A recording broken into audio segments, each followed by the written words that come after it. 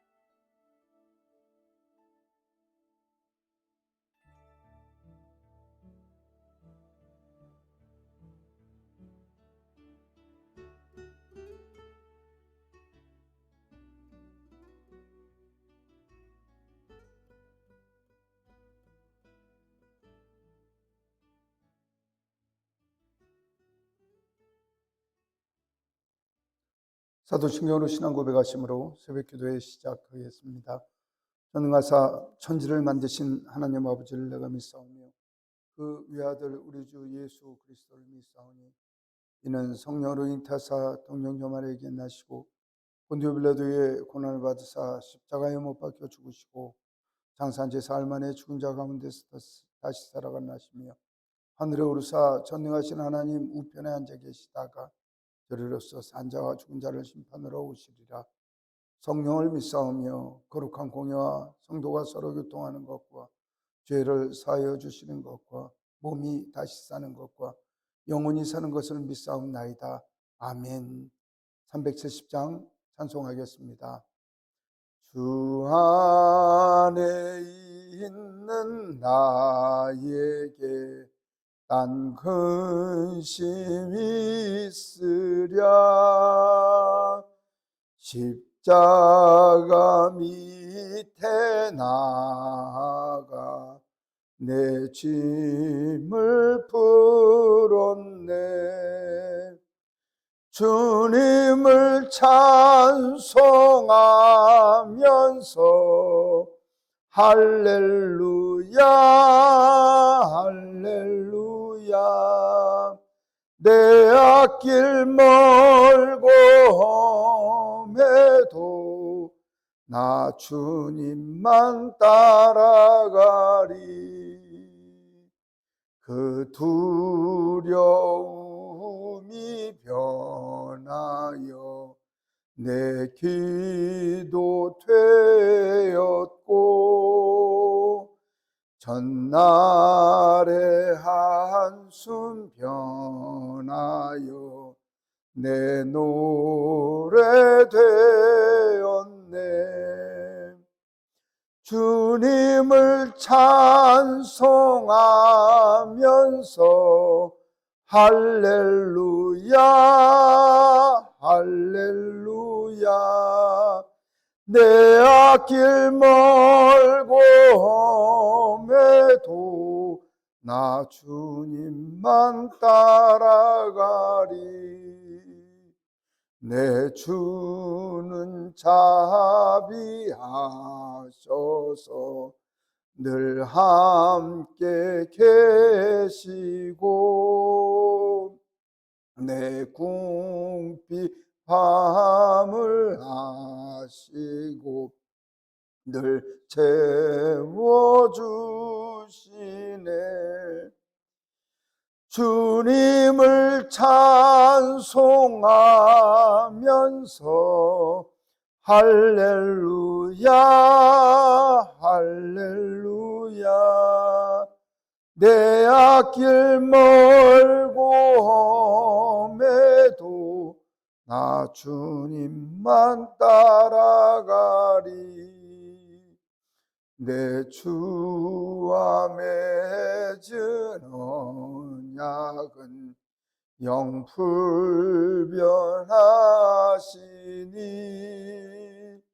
그 나라 가기까지는 늘 보호하시네. 주님을 찬송하면서 할렐루야 할렐루야 내 앞길 멀고 험해도 나 주님만 따라가리.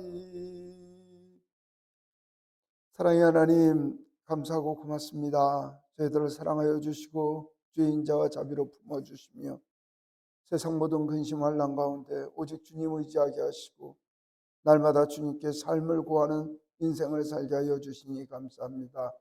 하나님, 저를 지켜주시사 이 새벽 깨워주시고 주님께 구하게 하시고 주님의 도우심을 바라게 하시니 감사합니다. 하나님, 저희의 간구할 모든 것을 모아 주님 앞에 엎드린 저희 심령을 살피시고 저희로 주님 앞에 진실하게 하시고 성실하게 하시고 주님 의지하게 하셔서 하나님 기뻐하시는 거룩한 사안제사를 드리는 저희들의 삶이 될 수 있도록 인도하여 주시옵소서.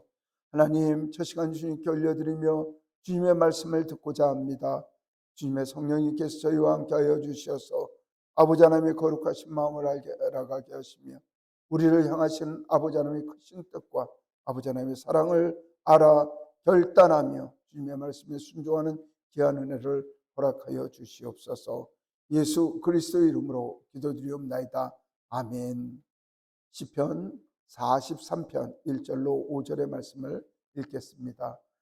하나님이여 나를 판단하시되 경건하지 아니한 나라에 대하여 내 송사를 연호하시며 간사하고 불의한 자에게서 나를 건지소서.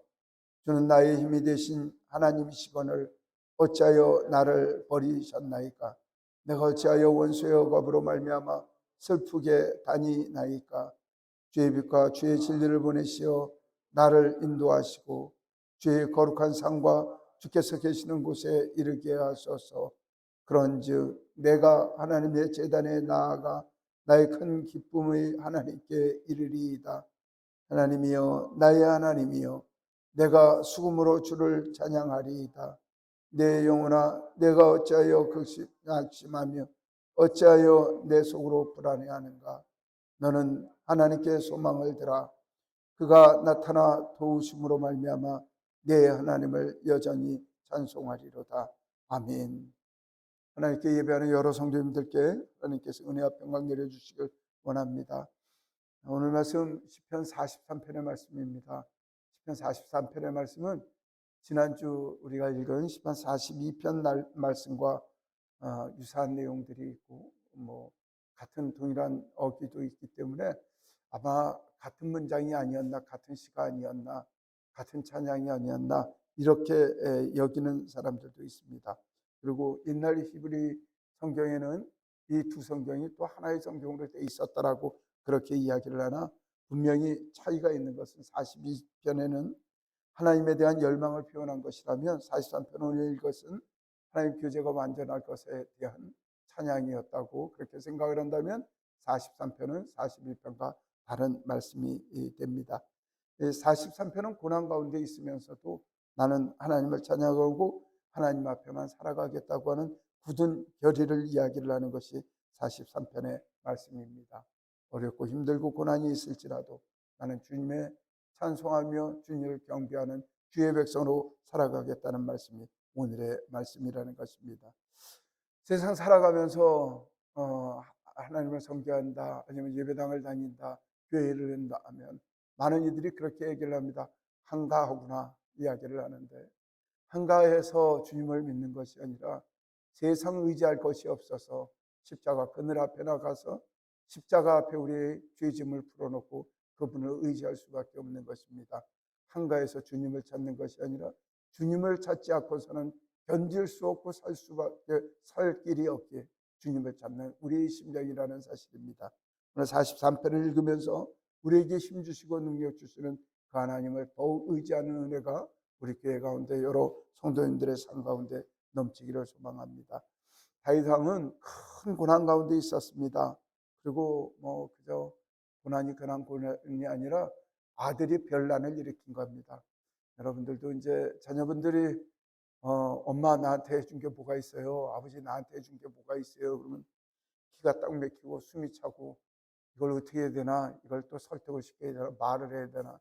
좁혀야 되나? 뭐 이런 생각을 해야 될 건데 지금 상황은 이런 상황이 아니라 아들인 압살롬이 아버지를 몰아내고다 쿠데타를 일으켜서 아버지 신하들을 죽이는 판이고 심지어는 아버지의 후궁들, 그러니까 옛날에 임금들은 그 후궁들을 거느리는 게 자기의 위세였기 때문에 물론 음란한 마음 때문에 후궁을 갖는 사람들도 있었지만 후궁을 정치적 목적에 의해서 갖는 경우가 많이 있었는데 압살롬은 어떻게 보면 정치적으로는 후궁이라고 해서 여러 여자를 거느릴 수가 있지만 그 사람적으로 인간적으로 보면 아버지가 잠자리를 했던 여자들이기 때문에 그 인간사로 얘기를 하면 그 어머니에 해당되는 그 여자들을 백주 대낮에 그 여자들이랑 동침을 하는 놀라운 일을 벌이게 됩니다.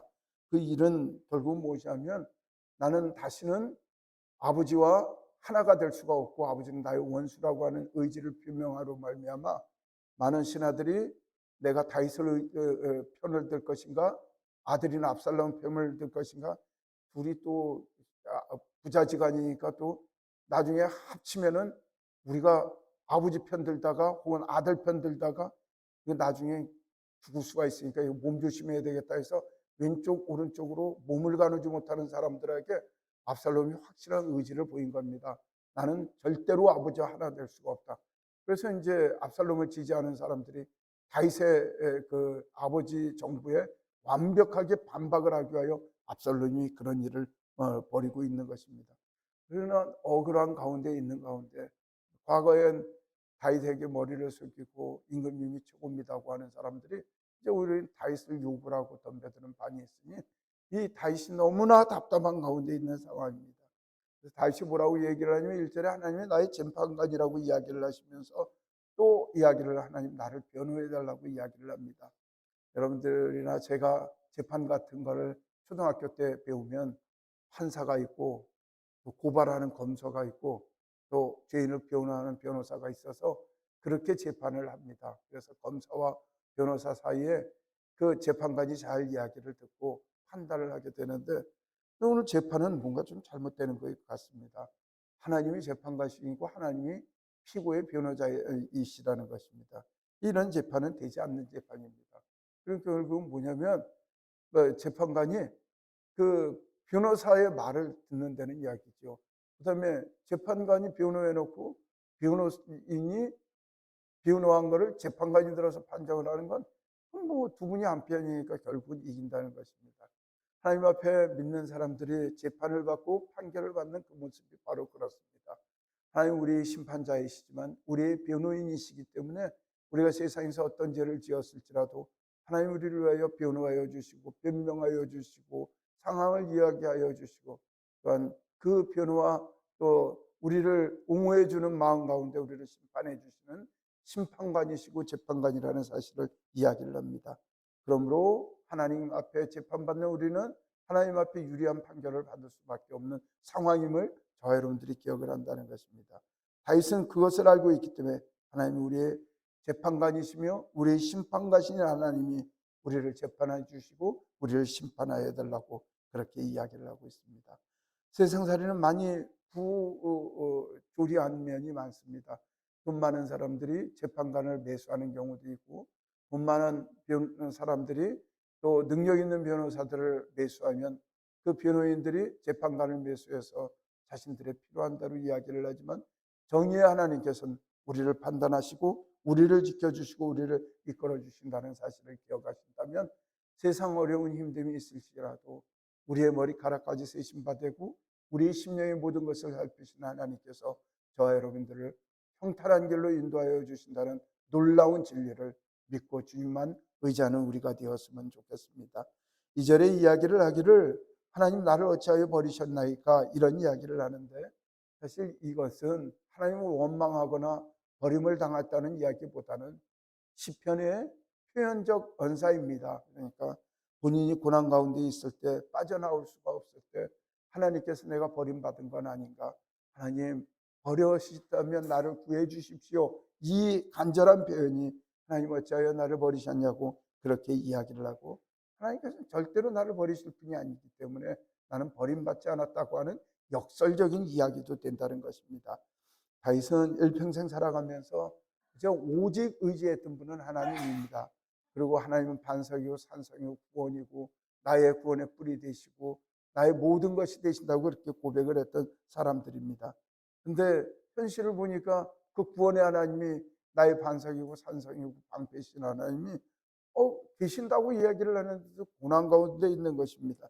하나님은 과거엔 분명히 나의 힘이셨고 어려울 때마다 구원할 때마다 하나님 나를 부르셨는데 이제는 처지가 원수의 그 창칼 앞에 엎드려지는 그런 상황이 됐으니 너무나 애절한 가운데 하나님 앞에 엎드려서 혹시 하나님께서 나를 버리셔서 내가 이런 고난을 당하지 않는가, 이런 기도를 할 수밖에 없다는 것입니다. 사랑하는 성도 여러분, 저와 여러분들이 그럴 때가 있으면 혹시 하나님께서 나를 버리시지 않았는가, 이 고난이 온 것은 우연이 아니라 내가 죄가 많아서 내가 실수를 해서 하나님 혹시 나를 버리시지는 않았는가, 이런 고백을 할 때가 있고, 하나님 이 환난 가운데서 내가 어찌하였으면 좋겠습니까? 1분 1초를 견딜 수 없습니까? 없습니다. 나를 버리셨다면 나를 다시 찾아달라고 하는 그런 애절한 기도를 할 수가 있습니다. 그러나 여러분들이 늘 안심하셔야 할 것은 하나님께서는 절대 저와 여러분들 하나님 구주로 시인했던 그 백성들을 절대로 잊지 않으신다는 것입니다. 이스라엘 백성들이 하나님 앞에 범죄했을 때 하나님께서 이스라엘을 꾸짖으시면서 그들의 회복을 다시 이야기를 하시면서 너희들을 버리지 않겠다고 이야기를 하시면서 이사야서 49장 19절의 말씀입니다. 제가 굉장히 좋아하는 말씀이고 낙심되고 낙담될 때마다 그 말씀을 떠올리면서 늘 묵상을 하는 말씀인데, 하나님께서 그런 이야기를 하십니다. 야, 여자가 어떻게 젖먹는 아기, 자기가 뱃속으로 난 그 아기를 잊어버릴 수가 있겠느냐. 근데 너희들은 애 낳고도 그 잊어버리고 사는 것들이 있더라. 하나님 너희들을 절대로 잊지 않으신다. 너희를 하나님의 손바닥에 칼로 새김같이 새겨놨다고 그렇게 얘기를 하시며 너희 이름을 저 성벽에 써놨다고 그런 이야기를 하시는 하나님이십니다. 성도 여러분, 그 하나님 의지하기를 소망합니다. 때로는 고난을 당할 때, 또 고난 가운데 있을 때 슬프고 낭망되고 정말 하나님 날 버리신 것은 아닌가, 그런 고난 가운데 있을 때가 있습니다. 하나님은 절대로 우리를 버리시지 않겠다고 이야기를 하신 그 말씀을 의지하고 주님 앞에 엎드려 주님의 구원의 때를 기다리는 저 여러분들의 슬기가 필요합니다. 3절 보면 이제 그 마음을 돌이켜서 이야기를 합니다. 하나님 나를 인도해 주세요. 거룩한가 주의 산으로 계시는 곳에 저를 인도해 달라고 그렇게 이야기를 합니다. 지금 이 이야기는 뭐냐면 거룩한 산과 주님 계시는 곳에 이르게 해달라고 하는 것은 나를 예배자로 세워달라고 이야기를 하는 것입니다. 다윗이 쫓겨났습니다. 그러니까 예루살렘에서 쫓겨나서 당시에는 하나님 앞에 예배하는 것이 예루살렘에 있는 성산에서 예배를 하고 예루살렘에 있는 성전에서 성막에서 예배를 할 텐데 그것에 쫓겨났기 때문에 본인이 예배할 수 있는 장소가 없기 때문에 그 예배하는 곳을 회복해달라고 그렇게 이야기를 하고 있는 것입니다. 사실 예배 부흥을 위하여, 예배를 위하여 기도하는 우리의 삶이 예배라는 자체에 문제가 없기 때문에 그게 절대적으로 갈망되지 않는 게 현실입니다. 이제는 갖고 있는 핸드폰만 있으면 어느 곳에 있든지 예배를 볼 수가 있고, 미국 예배, 독일 예배, 일본 예배, 서울 예배, 제주도 예배 골라서 드릴 수 있는 그런 상황이 됐지만, 과거나 혹은 그런 문명적 기기가 없을 때는 하나님 앞에 예배할 때가 그렇게 어렵고 힘들 때가 있었다는 것입니다. 그러나 여기에는 예배를 쉽게 드리고 핸드폰 가지고 예배의 광경을 쳐다볼 수 있는 그 얘기를 하는 게 아니라 내가 예배자로서 주님 앞에 마땅히 설 수 있는 그 환경을 만들어 달라고 하는 그런 이야기를 하는 것입니다. 예배는 하나님께서 우리에게 허락하여 주신 죄인이 하나님 앞에 나갈 수 있는 유일한 길이 예배라는 사실을 저 여러분들이 기억을 해야 합니다. 뭐, 뭐 어제도 목사님들 모여서 이런저런 이야기를 하고 있는데 새벽기도 다 드려야 되고 금요기도 수요기도 해야 되고 주일 오전 예배 주일 오후 예배 드려야 되고 그 목사님들도 예배 준비하는데 심혈을 기울여야 되지만 일상생활하고 있는 많은 분들이 그 시간을 지켜서 하나님 앞에 경배하고 찬양하는 것 지킨다는 것이 쉬운 일은 아닙니다. 그러나 예배하는 그 자체가 하나님께 나가는 은혜이고 하나님께서 보셔서 기뻐하시는 일이고 하나님께서 우리를 머리 쓰다듬어 주시고 우리를 품어주시고 안아주시며 우리들의 눈물을 닦아주시고 우리의 서러움과 우리의 고통을 안아주시는 시간이라면 정말 하나님께 나가는 시간이 우리가 은혜 받는 시간이며 구원받는 시간이며 우리의 삶의 어려움을 해결받을 수 있는 은혜의 순간을 안다면 예배를 사모하고 주님 앞에 나가는 그런 마음이 있을 수밖에 없다는 것입니다. 성도 여러분, 많은 목사님들 그런 얘기합니다. 예배 승리하십시오 이런 얘기를 합니다. 예배가 전쟁하는 거 아닙니다. 왜 승리한다고 이야기를 할까요? 내가 지킨 것 하나님께서 지키시라고 이야기를 하시는 것을 지켜내는 것, 그게 예배인 것입니다. 예배를 하면 여러분들 그런 기분 기억나시나요? 무슨 중요한 행사나 혹은 즐거운 일이 시작이 된다고 하면 막 가슴 좋아하리며 뭐 유명 연예인이 나오는 큰 무슨 콘서트장에 갔는데 한참을 기다렸는데 드디어 그 시간이 되자 막이 울리고 막이 열리고 음악이 터지기 시작하면 와 드디어 시작을 한다 하는 박수 치면서 내가 좋아하는 연예인이 나올 것을 기대하는 그런 마음처럼 예배가 그렇게 기대되고 사모될 때가 있었습니다. 드디어 주일이다. 내일 가면 예배를 드릴 수 있겠구나. 그 예배 부흥의 마음이 우리에게 되살아나기를 소망합니다. 새벽이 되면 언제 가서 주님 앞에 엎드려 기도를 하나. 드디어 찬송을 하고 사도신경을 이야기를 하면 하나님 말씀을 얘기할 때 되면 하나님께서 내게 주시는 마음이구나. 이 말씀을 들고 나 오늘 하루 승리해야 되겠다고 하는 예배의 감격, 예배를 통해서 하나님 주신 은혜를 경험하는 그런 은혜가 우리에게 넘치기를 원합니다. 4절 보면 이제 다윗은 내가 하나님 앞에 기쁨을 찬양하며 하나님을 찬송합니다라고 그렇게 이야기를 합니다.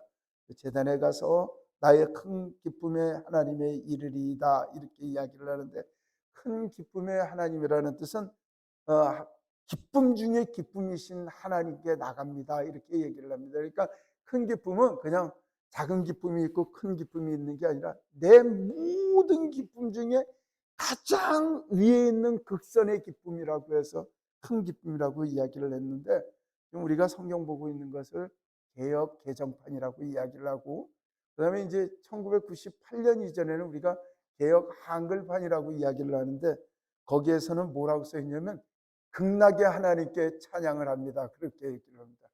극락에는 저기 불교에서 극락의 하나님이라고 했는데 우리도 이 얘기를 하냐 해서 목사님들이 그거 바꾸라고 얘기를 하시는 분들이 많아서 큰 기쁨이라는 이름으로 바꿨는데 최고 중에 최고의 기쁨에 계시는 하나님이라는 겁니다. 그 최고 중에 최고에 계시는 기쁨을 주시는 분은 바로 우리 하나님이라는 사실을 잘 표현한 언사가 큰 기쁨의 하나님이라고 그렇게 표현을 하고 있습니다. 다윗은 지금 큰 기쁨, 기쁨 따질 데가 없습니다. 그 아들이 통한 자객들이 쫓아다니고 군인들이 쫓아다니고 시시각각 이야기 들어오는 건 온갖 이 압살롬과 그 졸개들이 나라를 망치고 자신의 체면을 깎는 일이 있는데 다윗은 그 가운데서도 그 정치적 상황과 현재의 쿠데타 상황을 생각하는 게 아니라 나는 하나님께 예배가 회복되고 주님 앞에 예배하는 예배자로 살기를 소망한다고 그렇게 이야기를 하고 있습니다. 오늘날로 얘기를 하면 건강에 문제가 생기고 가정에 문제가 생기고 사업에 문제가 생기고 자녀에 문제가 생기고 이 직업이 파산이 돼서 내가 무엇 먹고 살아야 되나 고민하고 있을 때 그 사람이 예배를 걱정하고 주님 앞에 엎드려 있다는 것입니다. 그냥 드리는 말씀인데 그냥 한번 들어보세요. 그러면 건강이 문제가 있을 때 건강 고민한다고 건강이 회복되던가요? 자녀의 문제가 있을 때 통곡만 나오지 저와 여러분들이 그 자녀들을 위하여 뭘 해줄 게 있었던가요? 사업을 위하여서 이스라엘이 동분서주하고 쫓아만 됐지만 그 파산의 위기에 있는 그 사업이 우리가 걱정 이야기하고 몇 군데 전화 몇 번 했다고 해서 그 일들이 회복이 되던가요? 그렇게 되지를 않는다는 것입니다. 그러나 우리가 주님 앞에 엎드리고 주님의 도우심을 구할 때 하나님께서 이웃을 통하여 주변을 통하여 하나님 놀라운 은혜를 말미암아 우리의 일들을 회복시키는 놀라운 은혜를 우리는 경험했습니다. 다윗은 그것을 알고 있는 것입니다. 압살롬이 지금 쿠데타를 일으킨 상황에서 자신의 힘과 능력으로 할 수 있는 일은 없습니다. 하나님께 예배하고 주님께서 네 삶이 거기까지라고 얘기를 한다면 네 하나님 난 큰 기쁨 가운데 주님 앞에 살겠습니다라는 의지로 주님 앞에 엎드렸을 때 하나님께서는 그를 인도하여 주시고 주의 은혜와 주의 축복으로 그를 인도하신 귀한 말씀이 오늘의 말씀이라는 것입니다. 성도 여러분, 굳건해지십시오. 세상은 우리를 예배하게 못하고 또 여러 가지 문제로 우리를 낚으려고 이야기를 하고 있습니다. 그럴지라도 우리는 주님 앞에 주님만을 찬송하고 주님 앞에 나가는 저와 여러분들의 심령이 되어야 할 것입니다.